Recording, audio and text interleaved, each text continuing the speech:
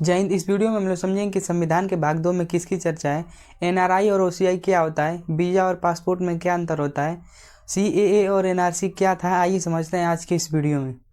तो सबसे पहले समझते हैं कि संविधान के भाग 2 में किसकी चर्चा है। भाग 2 इसमें नागरिकता यानी सिटीजनशिप की चर्चा है और इसमें चर्चा है अनुच्छेद 5 से लेकर 11 तक नागरिकता की चर्चा है और इसे लिया गया था ब्रिटेन के संविधान से। और भारत में नागरिकता का प्रकार एकहरी नागरिकता है। एकहरी नागरिकता का क्या मतलब होता है, समझिए। एकहरी नागरिकता का मतलब होता है हम भारत देश के नागरिक हैं और राज्य के निवासी हैं, यानी वैसा देश वैसी नागरिकता जिसमें देश के नागरिक और राज्यों के निवासी होते हैं उन्हें ही एकहरी नागरिकता कहा जाता है। जैसे हम भारत देश के नागरिक हैं और हम रहने वाले हैं उत्तर प्रदेश के, तो हम उत्तर प्रदेश के निवासी हैं, इसे ही एकहरी नागरिकता कहा जाता है। अब समझते हैं कि अनुच्छेद 5 में किसकी चर्चा है। अनुच्छेद 5 इसमें लिखा गया कि संविधान के प्रारंभ में नागरिकता, यानी जब संविधान लागू हुआ 26 नवंबर 1949 को, तो उस समय भारत में जितने भी लोग थे उन्हें नागरिकता दे दिया गया, इस आधार पर कि वे जितने भी भारत में लोग रह रहे हैं वह भारत के नागरिक हैं। अब समझते हैं अनुच्छेद 6 के बारे में। अनुच्छेद 6 इसमें लिखा गया है कि पाकिस्तान से भारत आए लोगों को नागरिकता, यानी जब भारत और पाकिस्तान का विभाजन हुआ तो कुछ समय बाद पाकिस्तान से कुछ लोग भारत आए थे, उन लोगों को नागरिकता कैसे दिया जाएगा, इसकी चर्चा अनुच्छेद 6 में है। नॉर्मली जो पाकिस्तान से भारत आता था उसे नागरिकता दे दिया जाता था, लेकिन कुछ समय बाद इसमें नियम लगा दिया गया, यानी पाकिस्तान से कोई आदमी भारतीय नागरिकता लेना चाहता था तो उस नियम का फॉलो करना पड़ता था। उस नियम को कहा गया परमिट नियम। इसे लागू किया गया था 19 जुलाई 1948 को। और इस नियम के तहत यदि कोई पाकिस्तानी भारतीय नागरिकता प्राप्त करना चाहता था तो उसे 6 महीने का वेट करना पड़ता था। 6 महीने के बाद उसे भारतीय नागरिकता मिल जाती थी। और इस नागरिकता को, इस परमिट नियम को बढ़ाकर वर्तमान में 12 साल कर दिया गया है। यानी अब कोई पाकिस्तानी भारतीय नागरिकता लेना चाहता है तो वो भारत में 12 साल रहेगा, उसके बाद भारतीय नागरिकता उसे मिल जाएगी। अब समझते हैं कि अनुच्छेद 7 में किसकी चर्चा है। अनुच्छेद 7 इसमें लिखा गया कि वैसे लोग जो भारत में रहते थे, भारत में रहने के बाद वो पाकिस्तान में चले गए और पाकिस्तान से पुनः वो भारत आ गए, वैसे लोगों को नागरिकता कैसे मिलेगी, इसकी चर्चा अनुच्छेद 7 में है। इसके लिए भी एक समय सीमा निर्धारित कर दिया गया। 1 मार्च 1947 के पहले यदि कोई आता था पुनः पाकिस्तान से लौटकर भारत, तो उसे नागरिकता मिल जाती थी। लेकिन 1947 के बाद कोई आता था तो उसे परमिट नियम का फॉलो करना पड़ता था और उस परमिट नियम के तहत उसे 6 महीना तक भारत में रहने पड़ते थे और उस आधार पर उसे भारतीय नागरिकता मिलती थी।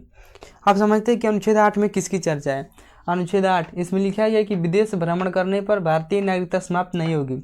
इसका मतलब कोई भी भारतीय नागरिक यदि विदेश में कोई स्टूडेंट है वो पढ़ने के लिए जा रहा हो, बिजनेसमैन वो अपने बिजनेस के लिए जा रहा हो, चाहे नॉर्मल आदमी किसी काम काज के लिए जा रहा है, तो उसकी नागरिकता समाप्त नहीं होगी अनुच्छेद 8 के तहत।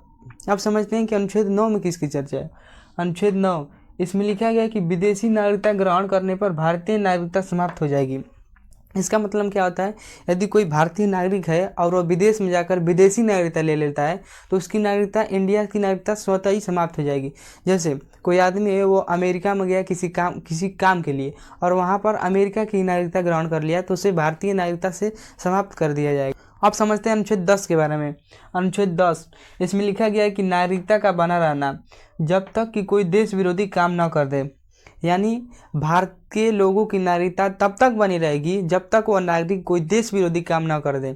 जैसे एग्जाम्पल के थ्रू समझिए कि मान लीजिए अमेरिका का राष्ट्रपति डोनाल्ड ट्रंप भारतीय यात्रा पर आया और उसके ऊपर किसी ने पत्थर चला दिया तो वह देश विरोधी काम हो गया।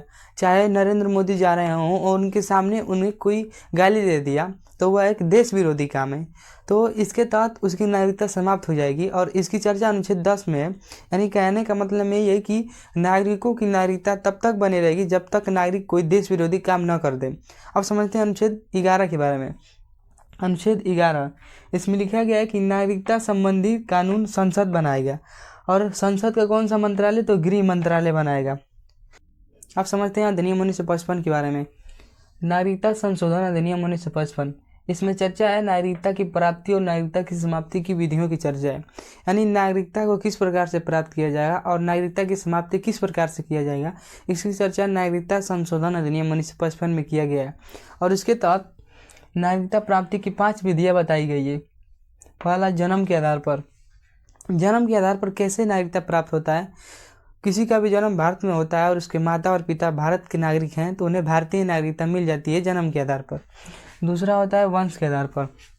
वंश के आधार पर उन्हें कैसे नागरिकता मिलती है, जैसे मान लीजिए कि कोई महिला है वो भारत की है और कोई पुरुष है वो पाकिस्तान का है, और इन दोनों में शादी हो जाता है और इनके द्वारा उत्पन्न जो लड़का होगा ये चाहे तो भारतीय नागरिकता वंश के आधार पर ले सकता है और चाहे तो पाकिस्तान का भी ले सकता है, लेकिन वंश के आधार पर भारतीय नागरिकता प्राप्त कर सकता है। और तीसरा हो गया अर्जित भूमि के द्वारा। अर्जित भूमि के द्वारा कैसे नागरिकता प्राप्त होगा, जैसे कोई विदेशी भूमि है वो अपनी भूमि इंडिया में मिलाकर कहे कि हमें भारतीय नागरिकता दे दीजिए, तो उसे भारतीय नागरिकता मिल जाएगी, उसे अर्जित भूमि के द्वारा नागरिकता प्राप्त कहलाएगा। जैसे सिक्किम पहले भारत का सदस्य नहीं था, सिक्किम भारत को अर्जित भूमि दिया, यानी भारत में मिल गया और इसके तहत उसे अर्जित भूमि के तहत नागरिकता प्राप्त हो गया। एक होता है पंजीकरण। पंजीकरण एक फाइल होता है, इस फाइल में कोई विदेशी नागरिक आकर उसे सब डिटेल भरनी होती है कि मैं भारतीय नागरिकता प्राप्त करना चाहता हूं, और इस पंजीकरण के तहत वर्तमान में 12 साल भारत में रहने पर उसे पंजीकरण के तहत नागरिकता मिल जाएगी। तो उसे पंजीकरण नियम को फॉलो करना पड़ेगा और इसके तहत किसी विदेशी नागरिक को भारतीय नागरिकता मिल जाएगी। और पांचवा होता है देशीकरण के द्वारा नागरिकता प्राप्ति। देशीकरण के द्वारा वैसे लोगों को नागरिकता प्राप्ति कराया जाता है जो भारत के प्रति सकारात्मक सोच रखते हों, जो अपने आप में एक महत्वाकांक्षी व्यक्ति हो, चाहे वो किसी भी फील्ड का हो, चाहे शिक्षा के क्षेत्र में हो, चाहे बड़े से बड़ा सिंगर हो, चाहे बड़े से बड़ा स्टार हो, चाहे बड़े से बड़ा बिजनेसमैन हो, वैसे लोगों को नागरिकता की प्राप्ति देशीकरण के द्वारा कराया जाता है। अब समझते हैं नागरिकता समाप्ति की विधियों के बारे में। नागरिकता समाप्ति की 3 विधियाँ दी गई है, जिसमें पहला है त्याग द्वारा समाप्ति। इसमें कब किसी की नागरिकता को समाप्त किया जाता है, जब कोई व्यक्ति स्वेच्छा से कहे कि मैं नागरिकता को त्याग करना चाहता हूं, तो इसके तहत उसकी नागरिकता को समाप्त कर दिया जाएगा। दूसरा है समाप्ति द्वारा उसकी नागरिकता को समाप्त किया जा सकता है।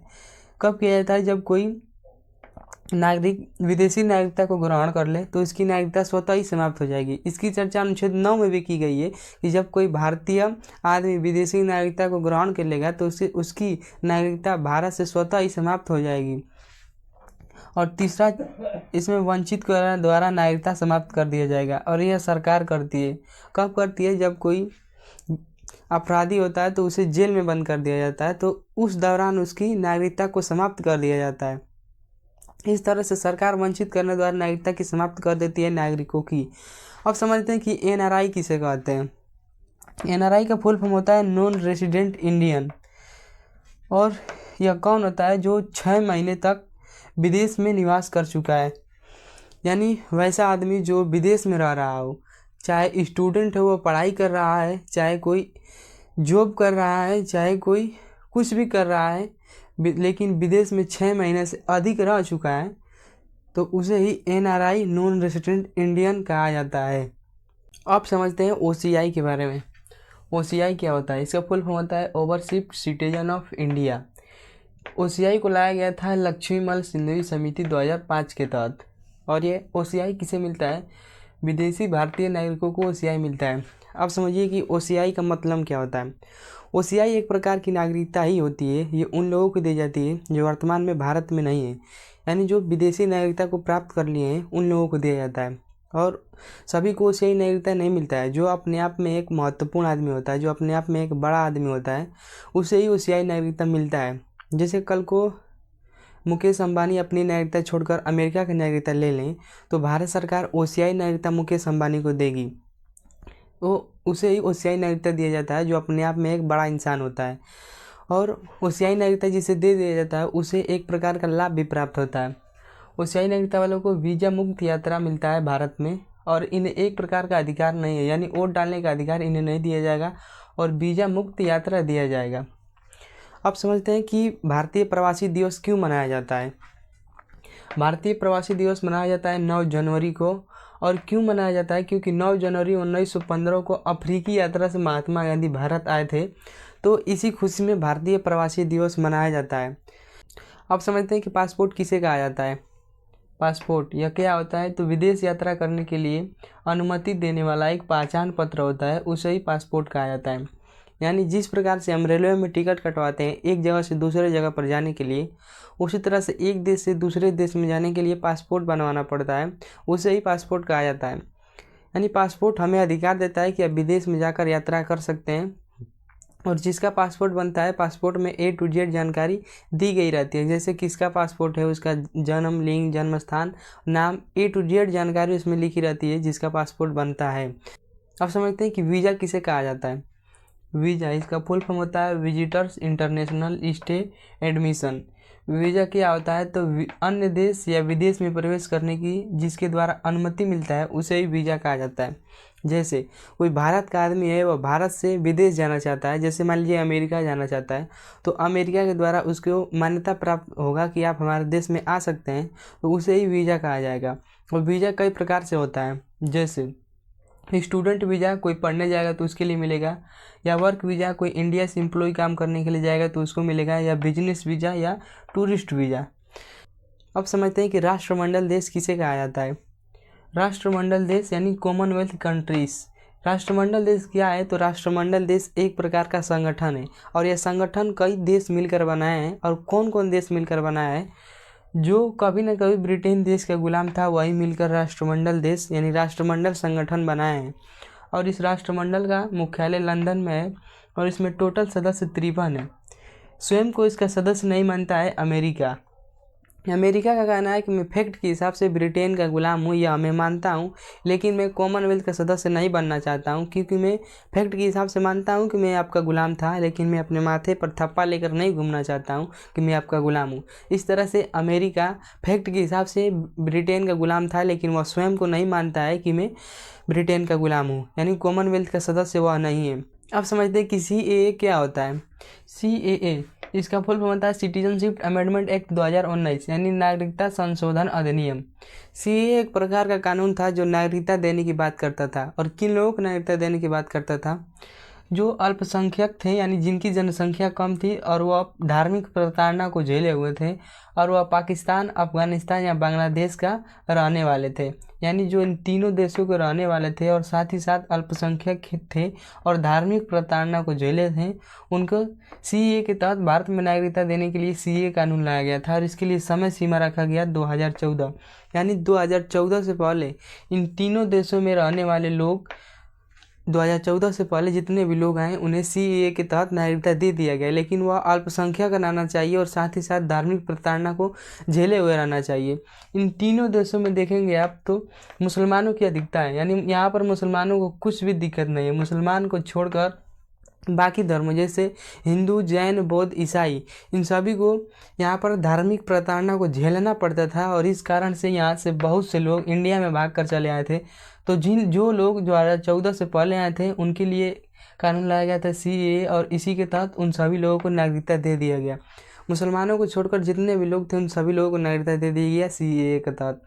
अब समझते हैं कि NRC क्या होता है। NRC, इसका फुल फॉर्म होता है नेशनल रजिस्टर ऑफ सिटीजन्स, यानी राष्ट्रीय नागरिक रजिस्टर। यह क्या होता है, तो यह नागरिकों की नागरिकता सूची होती है, और इसी से पहचान होता है वैध अवैध नागरिकों की। यानी NRC एक प्रकार का रजिस्टर है जिसमें सभी नागरिकों की डिटेल फिल रहती है, और इसी से पता चलता है कि कौन नागरिक है और कौन अवैध नागरिक है। अब समझते हैं कि NRC को क्यों लाया गया था। तो सन 1971 में बांग्लादेश में युद्ध चल रहा था। युद्ध के दौरान बांग्लादेश अशांति था, तो उस समय बांग्लादेश से बहुत से लोग उठकर असम में चले आए। एक समय के बाद असम में जनसंख्या बांग्लादेशियों की बढ़ने लगी, तो असम के कुछ छात्रों ने मिलकर इसका विद्रोह प्रदर्शित किया कि अब असम में इस बांग्लादेशियों की जनसंख्या बढ़ गई है, तो अब इन्हें बाहर क्यों नहीं कर देते हैं, इनको इनके देश में यानी बांग्लादेश में वापस भेज दीजिए। तो सरकार ने एक समय सीमा निर्धारित किया, समय 24 मार्च 1971, यानी 24 मार्च 1971 से पहले जितने भी बांग्लादेश से असम में आए थे उन सभी लोगों को NRC के थ्रू नागरिकता दे दिया गया। सन 24 मार्च 1971 के बाद जो लोग बांग्लादेश से आए असम में, उन लोगों को भारतीय नागरिकता नहीं दिया गया। अब समझते हैं कि NPR किसे कहा जाता है।